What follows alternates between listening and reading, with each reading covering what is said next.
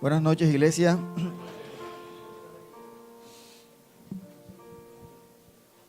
Abramos la palabra de Dios, como cantábamos ahorita, la verdad del Señor, en el libro del profeta Jeremías.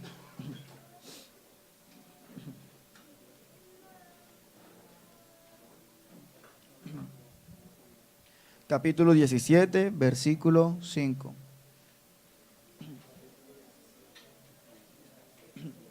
17:5. Cuando lo tengan, por favor, me regalan amén. Solo una sola persona. 17:5 dice así. Esto dice el Señor. Permítame.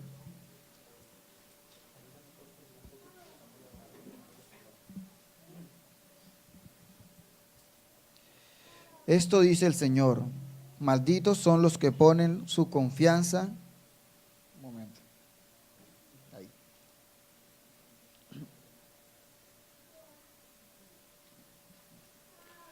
Esto dice el Señor.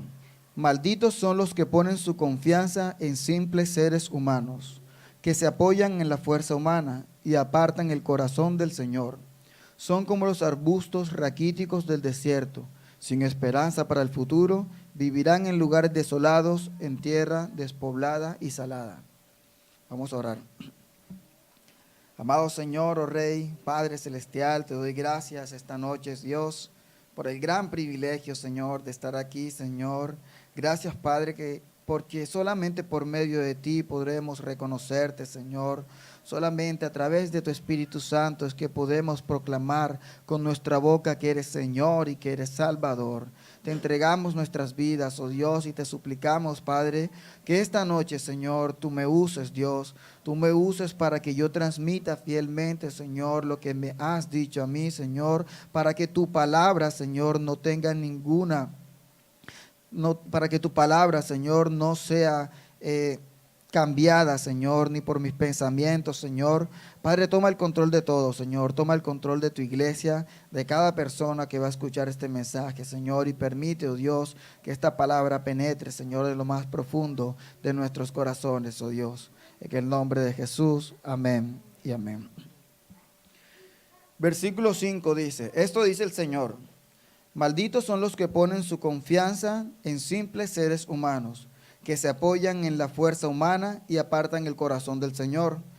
Son como los arbustos raquíticos del desierto, sin esperanza para el futuro. Vivirán en lugares desolados y en tierra despoblada y salada. Bueno, iglesia, los pongo en contexto con lo que estaba sucediendo en el momento. El profeta Jeremías venía dando muchos mensajes al pueblo. El pueblo tenía los oídos cerrados, tenía su corazón endurecido, y el profeta una y otra vez estaba constantemente diciéndoles que se arrepintieran de sus pecados, de que volvieran al Señor, pero realmente el pueblo estaba endurecido. Y lo que el profeta quería hacer era que hubiese un cambio de corazón, porque fueron muchas las advertencias que hubo de parte del profeta antes de que el pueblo fuese llevado al exilio, pero sin embargo el pueblo estaba enfrascado en otras cosas. Su mentalidad estaba puesta en su confianza en otros dioses, su confianza en sí mismo, su confianza en otros hombres, su confianza estaba puesta en muchas cosas, pero en lo único y en lo más alejado que estaba era en el Señor. De la misma manera, el profeta comienza a hacer una serie de advertencias, y es por eso que la prédica se llama Una advertencia más. El Señor me daba este mensaje debido a que tantos mensajes del profeta Jeremías, tanto sufrimiento que tuvo este profeta por todos los desprecios que se le hicieron, todos los intentos incluso de acabar con su vida y tantas cosas a las que fue expuesto, pero el pueblo nunca prestó atención a lo que el profeta estaba diciendo.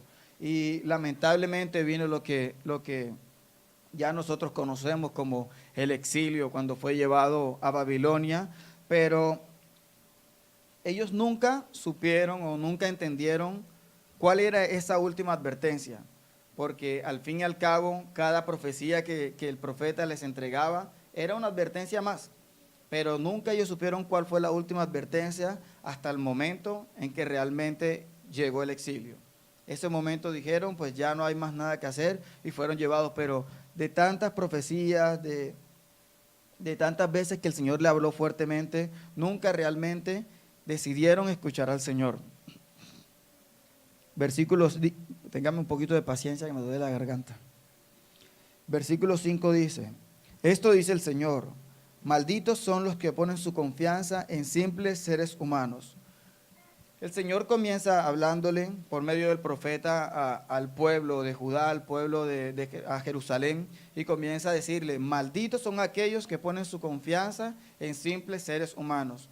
Ya el Señor, como todo lo conoce, conocía cuál era el corazón de estas personas y conocía que estaban volcados a una cantidad de idolatría, a creer que estaban bien porque habían hecho quizás, alianzas políticas.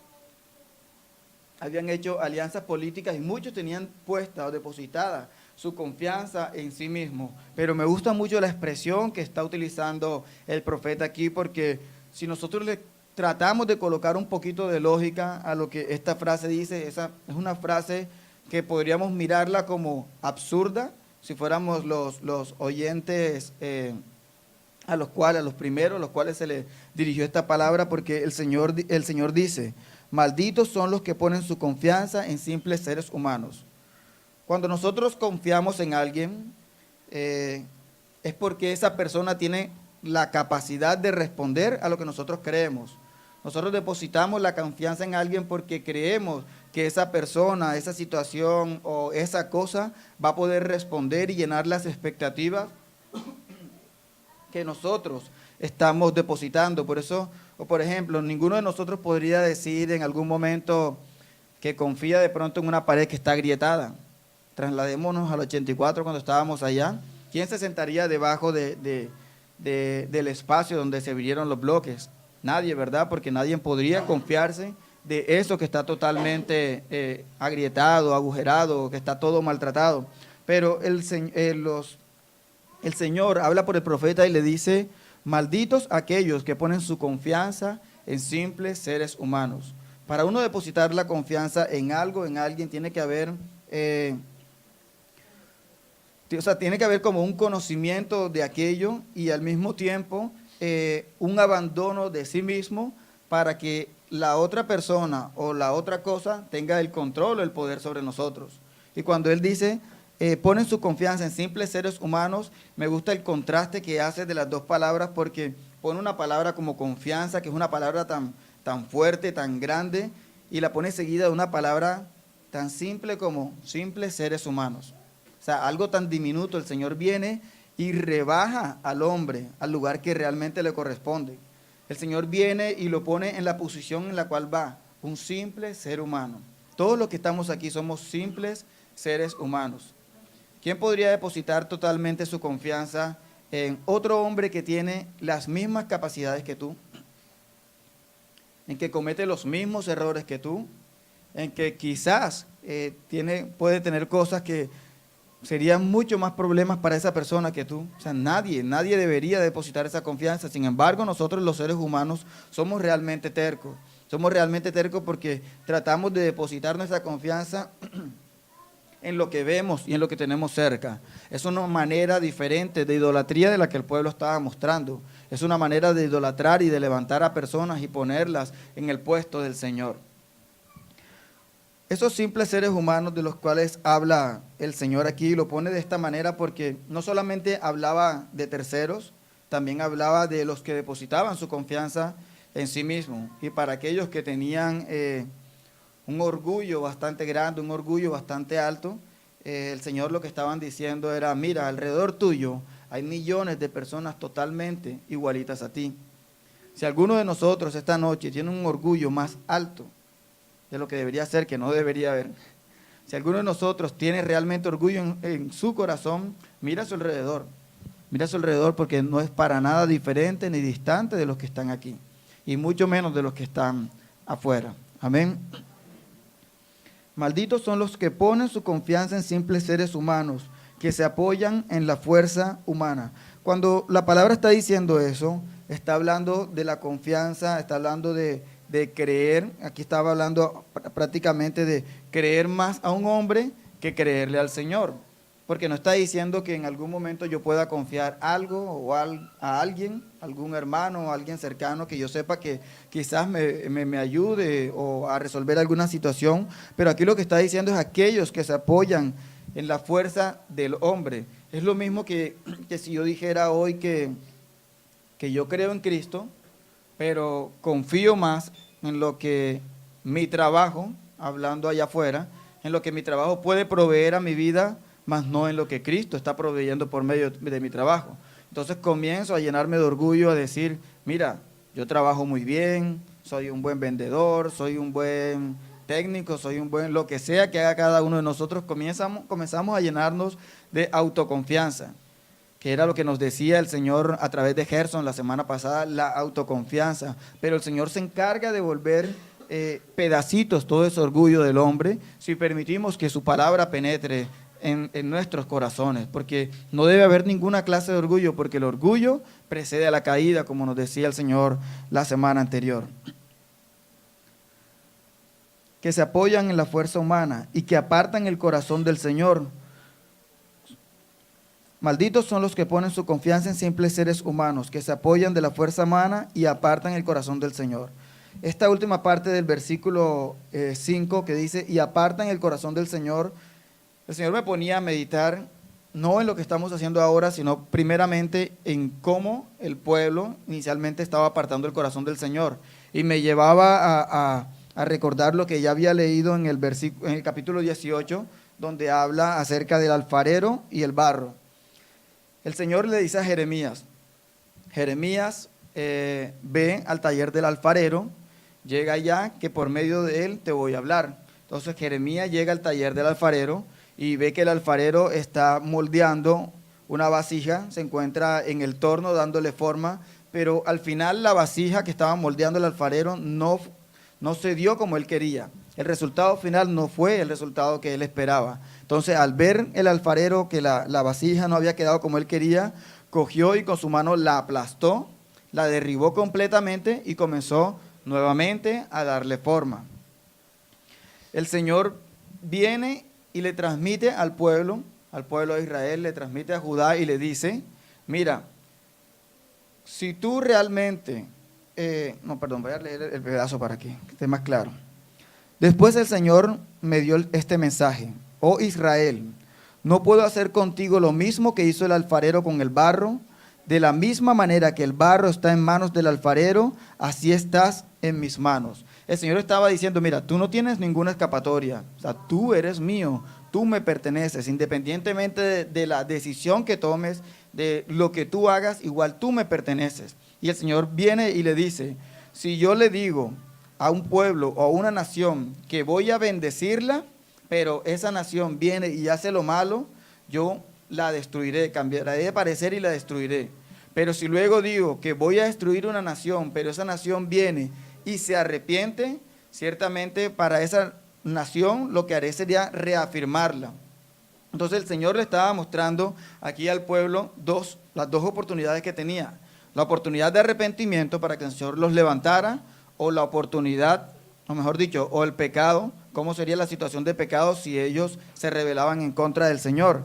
Y el Señor viene y le dice, si ustedes hacen esto, ciertamente los castigaré. Y esto es como un preámbulo de todo lo que el pueblo hizo después, porque al fin y al cabo el pueblo terminó haciendo lo malo y fueron exiliados. Hoy no vamos a estudiar nada del exilio, pero sí lo que el profeta estaba diciéndoles. Versículo 11, yo lo leo desde acá, del versículo 9. Capítulo 18, versículo 9.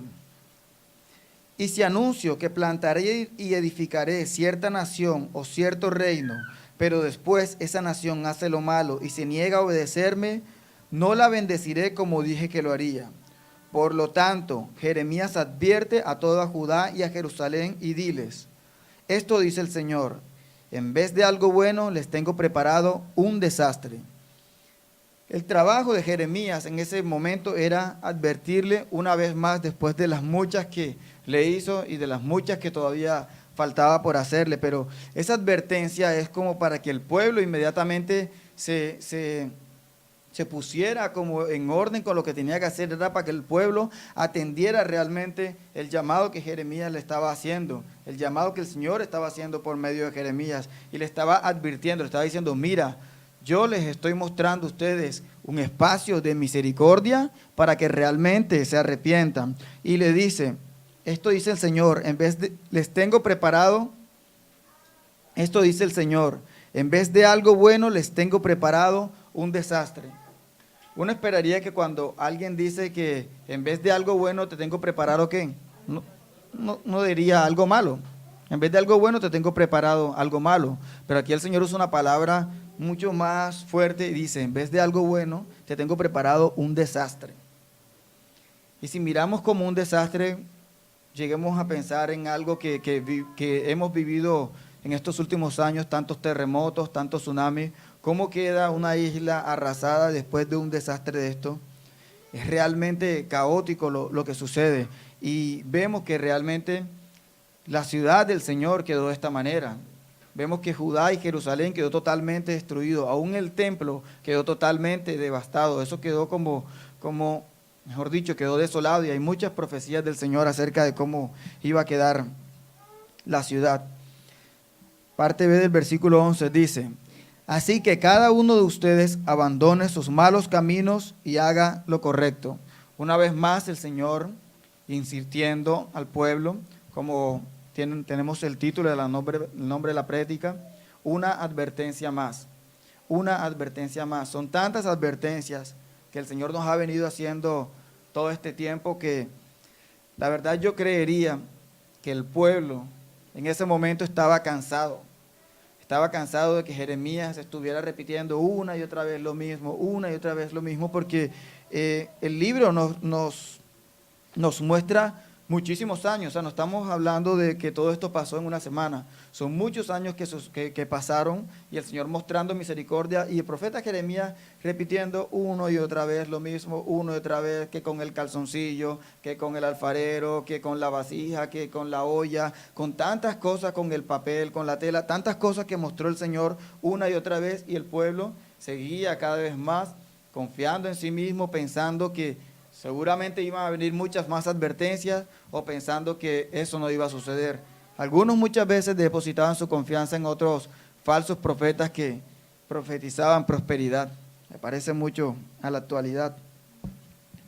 Versículo 12, que es la parte que me confrontaba.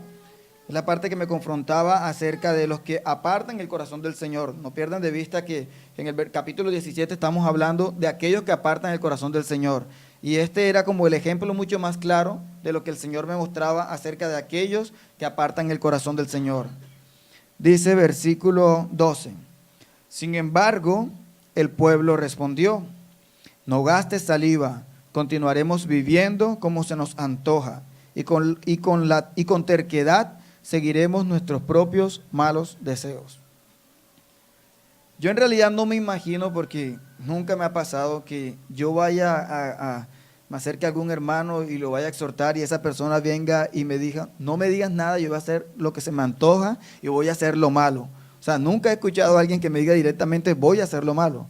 Generalmente si una persona tiende a molestarse, al final reconoce, se molesta, pero nunca te va a responder, yo voy a hacer lo malo y voy a hacer lo que se me antoja. Y eso me sorprendía, y yo cuando leía este pasaje, lo leía una y otra vez a ver si era que estaba entendiendo mal cómo era la respuesta del pueblo. O sea, yo decía, ¿será que Jeremías interpretó esto? Pero, o sea, no cabe lugar a duda de que el pueblo estaba respondiendo literalmente, voy a hacer lo malo, voy a hacer lo que se me antoja. Y ahí era que yo realmente comprendía cuál era la magnitud de la dureza del corazón que tenía el pueblo. Y hoy en día quizás nosotros no nos atrevamos a decirle a alguien de esa manera, pero cuando nosotros guardamos resentimiento en nuestro corazón por ese hermano que viene a demostrar su amor en medio de la exhortación, realmente está haciendo lo mismo que hacía el pueblo de Judá, estaba endureciéndose, estaba poniendo total resistencia. En algunas ocasiones,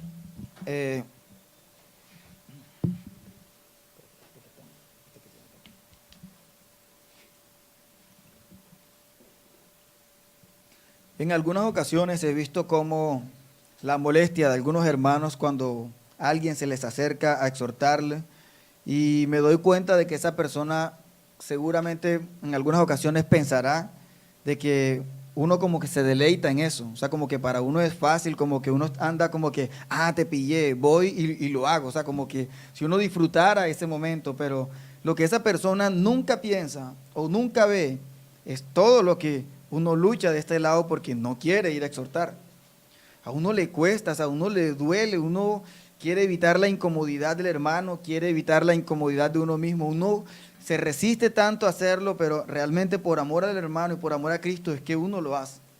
Entonces no entiendo cómo muchas veces alguien se enoja tanto cuando lo exhortan. Si por el contrario, cuando uno lo exhortan, uno tiene que estar agradecidos. Tenga razón o no tenga la razón el hermano, uno tiene que demostrar agradecimiento porque tienes que tener en cuenta que tu hermano te está cuidando. Tu hermano está haciendo de que tu corazón no se endurezca. Y aun si la exhortación es equivocada, si no te están exhortando por el motivo correcto, igual tú debes agradecer. Tú debes agradecer porque hubo la intención de cuidarte. Entonces uno tiene que estar realmente agradecido porque ese hermano está cuidando tu corazón para que no llegue a este punto, a endurecerse de esta manera. Aun si tú te resistes y pones resistencia y te molestas, aún todavía sigue siendo mucha más misericordia del Señor saber que se evidencia eso en ese momento y uno puede también venir a intervenir y comenzar a ayudar esa otra cosa que de pronto tú no sabías que estaba allí. Devolvámonos. Versículo 6. Son como los arbustos raquíticos del desierto, sin esperanza del capítulo 17, versículo 6. Son como los arbustos raquíticos del desierto, sin esperanza para el futuro. Vivirán en lugares desolados y en tierra despoblada y salada. ¿Quiénes son como arbustos raquíticos del desierto?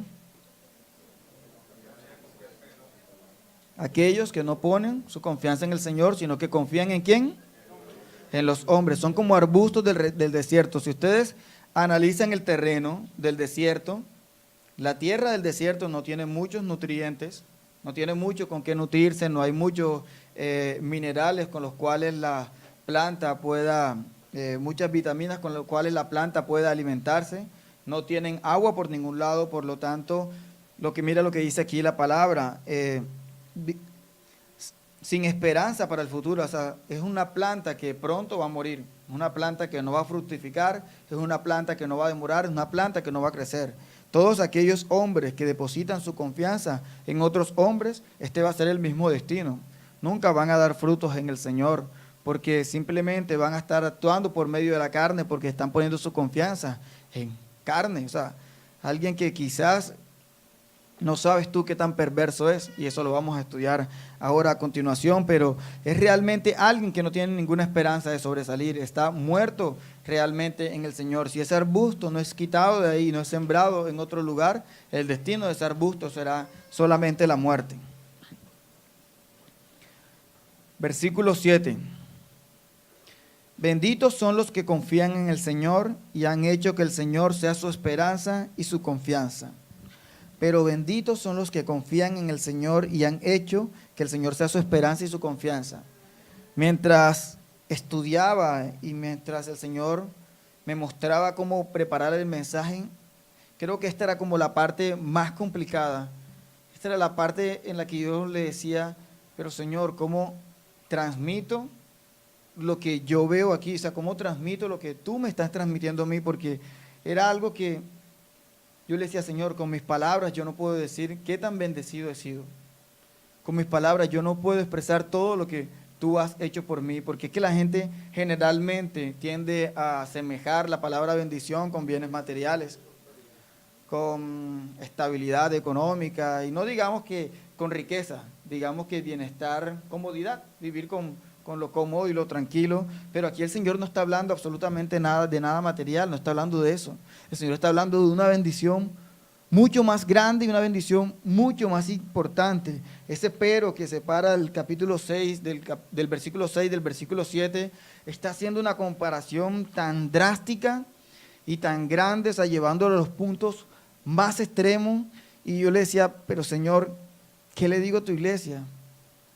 ¿Qué le digo? Y esta semana, la semana pasada que hablaba con Haider cuando íbamos de regreso, yo le decía, Haider, ¿será que todos en la iglesia entienden lo que yo entiendo o ven lo que yo veo o ellos ven mucho más allá de lo que yo puedo ver o es que ellos no entienden nada? O sea, porque lo que yo pensaba en mi cabeza no lo alcanzaba a dimensionar, el hecho de que el Señor haya salvado de mi vida, el hecho de que el Señor me haya rescatado, el hecho de que cuando paso por dificultades, cuando paso por problemas, mi confianza está plenamente en el Señor.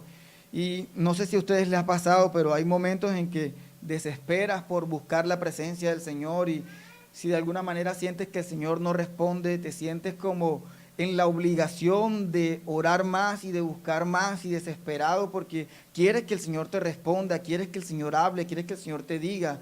Te humillas delante del Señor reconociendo que no eres absolutamente nada y que tus fuerzas son así de pequeñas para poder mantenerte firme.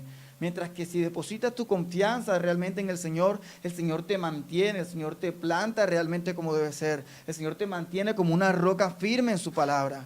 Y el Señor me confrontaba mucho en esto porque no sabía cómo decirlo, no sabía cómo expresarlo, e incluso no sé si lo estoy transmitiendo como realmente debe ser, pero lo que yo sentía en mi corazón al Señor, el Señor confrontarme con esto, yo decía, Señor, no sé qué voy a decirles, pero me has bendecido tanto que no sé si lo puedo mostrar. Has hecho tanto por mí que no sé si puedo expresarlo. Señor, realmente mi corazón se ponía de una manera tan alegre por saber que he sido salvado por el Señor, por saber que la venda se ha quitado. Cuando miro atrás y veo lo que era anteriormente, yo digo, Señor, wow, ¿cómo has hecho tu voluntad? No por lo que yo haga, no porque cómo me vean, sino porque, Señor, aún a pesar de lo malvado que soy, aún a pesar de lo terco muchas veces, aún a pesar de que tienes que ajustarme a las malas para que yo entre realmente en razón, el Señor viene y me mantiene y no me deja caer y me mantiene ahí cerca de Él siempre. Y, por ejemplo, la semana pasada sentía que había como mucha distracción en mi cabeza y todos los días cuando llegaba a orar delante del Señor, yo le decía, Señor, no me abandones, Señor, no me abandones, Señor, no sé qué haría sin ti. Y ahorita que entonábamos la alabanza, eh, cantábamos la última frase que decía, ¿dónde más iré, Dios? ¿Dónde más iré? Si solamente tú tienes palabras de vida eterna. El solo hecho de pensar de que puedo estar un momento lejos del Señor, el solo hecho de pensar de que el Señor me aparte de su presencia, de que yo haga lo malo, de que el Señor me diga que o me suelte, como nos ha venido diciendo muchas veces, el solo hecho de pensar en eso, mi corazón se entristece tanto, de pensar de que no voy a llegar a conocerlo, no voy a llegar a verlo, y veo reflejado también en muchas personas que ya no están aquí, cómo realmente su vida cambia totalmente y se apartan del Señor y piensan otras cosas, sus ideales cambian, su concepto de Dios cambia, toda la doctrina cambia. Y yo decía, no, Señor, yo no puedo estar así, yo no puedo estar así porque estoy seguro que muchas de esas personas creen y sienten que están haciendo lo correcto. Ellos creen que están bien en su verdad, pero no es la verdad del Señor. Estar bendecido por el Señor va mucho más allá que unos buenos zapatos, una buena casa, un buen carro. Estar bendecido por el Señor es que Él realmente nos haya injertado en el árbol, como dice la palabra, en el árbol del Señor, que Él nos haya injertado, porque éramos simplemente árboles silvestres y el Señor nos cortó de allá y nos vino y nos recuperó y nos volvió, nos hizo sus hijos, nos dio ese gran derecho. Por eso el Señor todo este tiempo nos ha venido hablando fuertemente de arrepentimiento, arrepentimiento, arrepentimiento, y hoy el Señor nos lo repite, pero al mismo tiempo el Señor me decía arrepentimiento, pero también son bendecidos todos aquellos que aún permanecen, todos aquellos que se arrepienten todos los días, como decía Heide la prédica hace 3 jueves. El arrepentimiento, una necesidad personal, es algo que no podemos controlar. El Señor me recordaba también, cuando leía este pasaje, Me recordaba en aquellos momentos en los que quizás hemos pecado, en los momentos en que quizás hemos hecho lo malo, y son momentos difíciles o duros para la vida de un cristiano debido a que nuestro corazón se entristece y entendemos realmente que entristecemos el corazón del Señor. Pero mucho más allá de eso, el Señor me decía o me recordaba: no me importa tu pecado. Y eso no es una invitación a pecar. Simplemente el Señor me decía: no me importa tu pecado, porque no es eso lo que voy a tener en cuenta. Voy a tener en cuenta que te esfuerces por mantenerte firme hasta el final.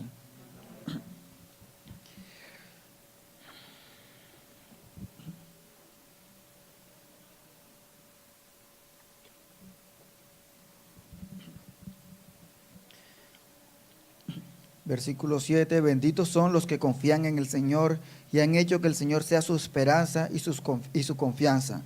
Son como árboles plantados junto a la ribera de un río, con raíces que se hunden en las aguas.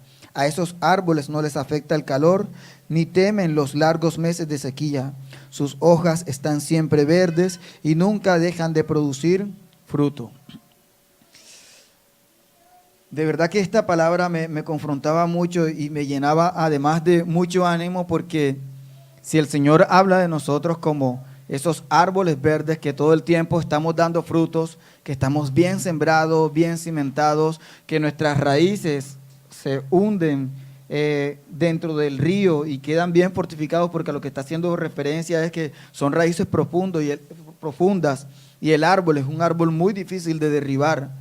Aún en los momentos de sequía todavía tienen reserva porque sus raíces están bien enterradas. Es un árbol que permanece dando frutos, y ese tiene que ser la vida del cristiano. Pero me encanta mucho de que no depende del hombre el que pueda dar frutos o no pueda dar frutos, depende del Señor. ¿Por qué? Porque el Señor ha sido quien nos ha plantado en medio de ese río, en esa ribera. Porque el Señor ha sido quien nos pone ahí, y si nosotros nos podemos alimentar y podemos edificarnos bien, ha sido porque el Señor es quien nos mantiene con su palabra. Obviamente tenemos nosotros los hombres la responsabilidad de mantenernos firmes en el Señor, pero es Él el primero quien pone en nosotros para que haya fruto. Es quien pone Él en nosotros el Espíritu Santo, porque si el Espíritu Santo no habita en un corazón, nunca va a haber frutos. Simplemente habrá como una fachada temporal de vida moral, pero tarde o temprano eso va a caer, eso va a desfallecer y todo se va a derrumbar. Pero ese árbol que está ahí tiene reservas para siempre, o sea, sus hojas siempre están verdes, nunca se marchitan, dan frutos como es debido.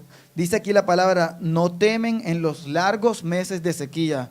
Y esta semana, mejor dicho, en este último mes, un hermano que ha estado viviendo una situación bastante complicada en muchos aspectos de su vida, me recordaba cuando leía este versículo, porque no debe haber temor en nosotros en esas circunstancias, porque nuestra vida no depende de otros hombres, nuestra vida no depende de un trabajo, no depende de familiares, no depende de vecinos, no depende de absolutamente nadie. Nadie puede darnos o quitarnos nada que el Señor no diga, lo que el Señor no desee. Y a mí me gustaba esta parte por cuando la leían, porque cuando dice meses de sequía, quiere decir que nosotros podemos pasar en temporadas difíciles y temporadas bastante largas, pero eso no quiere decir que el Señor nos ha abandonado, porque aún en esos meses de sequía nosotros debemos seguir dando los mismos frutos. Van a estar las dificultades, sí, pero nuestra confianza en el Señor, nuestra fe, cada vez se va limando más, se va fortaleciendo más y va creciendo mucho más, como dice el libro de Santiago, como dice la carta de los Santiago, que el momento de la dificultad realmente sea un momento para alegrarse, sea una oportunidad para alegrarse, porque el Señor está trabajando en ti, y lo que el Señor ha comenzado en ti, ciertamente lo terminará. El libro de Santiago dice que nosotros no debemos temer en esas circunstancias, porque el Señor fortalece nuestra confianza, y nuestra fe cada día va creciendo. O sea que esa dificultad que muchas veces puede traer tristeza, que muchas veces puede traer aflicción a nuestra vida, es una oportunidad grande, es una oportunidad tan grande para estar feliz. Y no sé si alguno ha experimentado eso, pero yo sí lo he experimentado. Yo sí lo he experimentado, como en medio de dificultades tan tan grande que nunca en mi vida pensé pasar, realmente tener mi confianza en el Señor con el dolor que todos los hombres podemos sentir, pero confiado en el Señor porque Él no nos defrauda jamás. Versículo 9. El corazón humano es lo más engañoso que hay y extremadamente perverso. ¿Quién realmente sabe qué tan malo es?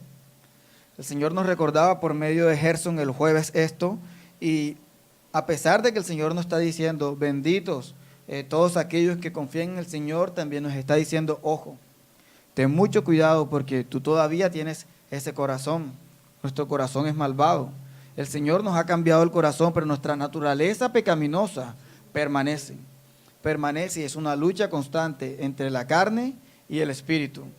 Por eso, iglesia, nosotros tenemos que permanecer en el Señor porque, bueno, si nosotros podríamos decir que todo lo que hay en el corazón no es malo, ¿verdad? ¿Todo lo que hay en el corazón es malo o hay cosas buenas en nuestro corazón? Bueno, pueden haber cosas buenas en nuestro corazón. Por ejemplo, ¿quién no querría tener una casa para su familia? ¿Pueden haber cosas buenas en nuestro corazón, sí o no? Podríamos querer de pronto un trabajo con el cual podamos sustentar a nuestras familias. ¿No es un buen deseo del corazón? De hecho, es un mandato del Señor trabajar y sustentar a la familia. Pero el Señor dice estas palabras muy claras. El corazón humano es lo más engañoso que hay y extremadamente perverso. Cuando uno dice es extremadamente perverso, no se está imaginando un niño haciendo una pataleta. Porque hasta muchas veces se ven bonitos haciendo pataleta. Cuando dice extremadamente perverso, uno se imagina al peor criminal metido en la peor cárcel que pueda existir. Uno no se imagina cualquier cosita, cualquier travesura. Uno se imagina realmente lo peor. Y por eso te preguntaba si en tu corazón habían cosas buenas. Porque aún esas cosas buenas que tú crees que hay en tu corazón, no te confíes. Porque tu corazón te está diciendo que son buenas. Pero el corazón es extremadamente perverso y desconfía del hombre. Desconfía del ser humano.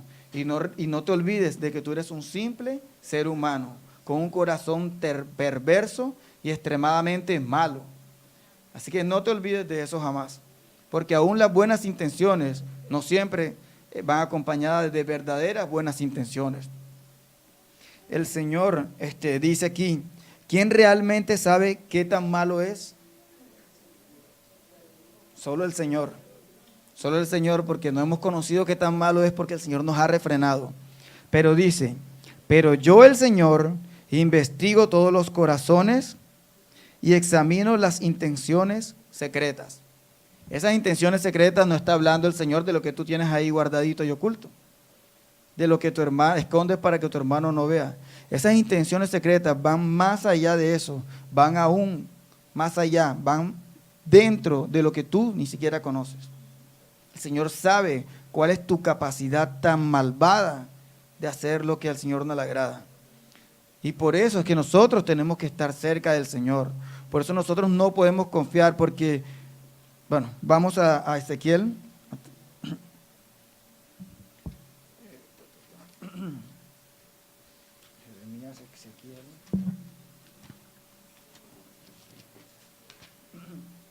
Ezequiel 36, 26. 25, leamos desde el 25.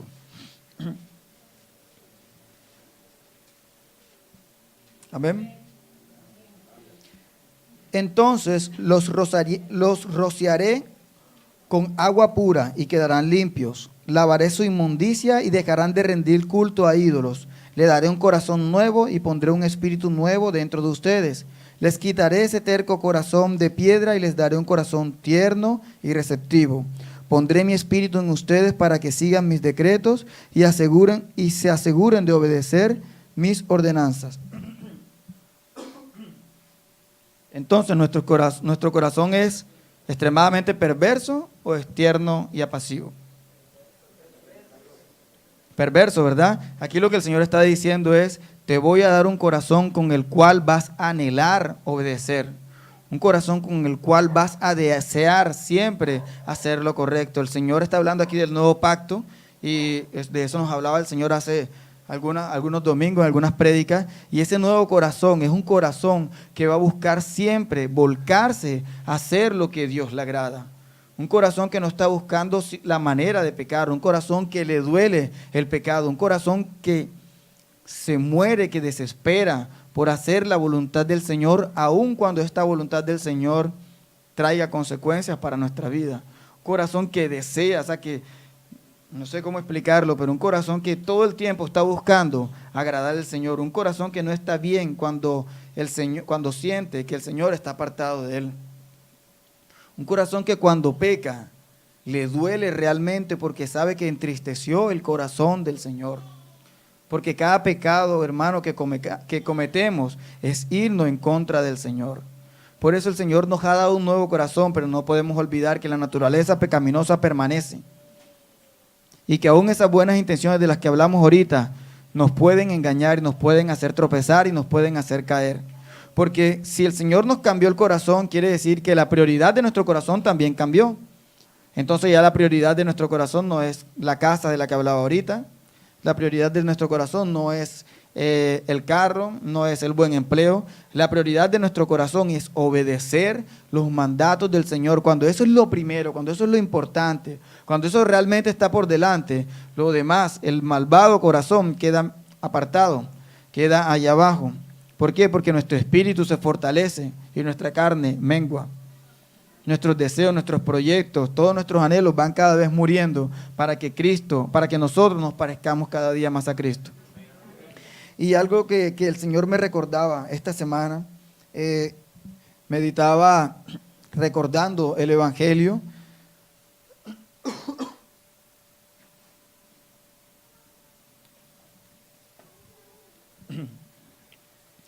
Estaba recordando el Evangelio y meditaba, y hay una parte que siempre que recuerdo me confronta mucho, y es que todos los cristianos siempre tendemos a pensar en el momento en el que el Señor quitó nuestros pecados, el momento en que el Señor lavó nuestras culpas, el Señor, como dice la palabra, quitó nuestros pecados y los arrojó al fondo de la mar, ya no se acuerda más de ello. Eso es un momento tan precioso, porque no voy a decir que no, pero el Señor me llevaba a pensar en algo mucho más que eso. Sí debemos estar agradecidos por eso, sí debemos seguir dándole gracias al Señor porque Él nos hizo nuevas personas, pero el Señor me decía, o sea, tienes que ir a un punto más allá de simplemente dar gracias porque quité tus pecados, porque al fin y al cabo tú vas a volver a pecar. El hombre va a volver a hacer lo malo. Mientras esté en esta naturaleza pecaminosa, va a seguir haciendo lo malo. Por eso nosotros no podemos confiar en nosotros mismos. Ahora, no estoy diciendo que es una excusa para poder pecar, porque el verdadero cristiano va a buscar obedecer al Señor, como hablábamos ahorita del nuevo corazón. Pero el Señor está hablando aquí de algo mucho más que simplemente, y no digo simplemente por debajeándolo, sino simplemente en solo ese hecho de que el Señor quitó nuestros pecados.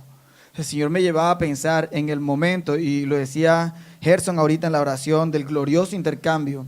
No se trata de la maldad del hombre y que el Señor solo quitó, se trata de la justicia de Dios. Se trata de la justicia de Cristo, se trata de su vida terrenal, se trata de ese hombre que nunca pecó, de ese hombre que hizo todo perfecto, de ese hombre que hizo todo correcto. Y siempre decimos, sí, pero el Señor quitó nuestros pecados y los clavó en la cruz, y es correcto, hermanos, pero el Señor me decía, no son los pecados que quité de ti y clavé en la cruz, es mi justicia que en esa cruz no estaba recibiendo lo que era debido, sino que esa justicia te la estaba entregando a ti.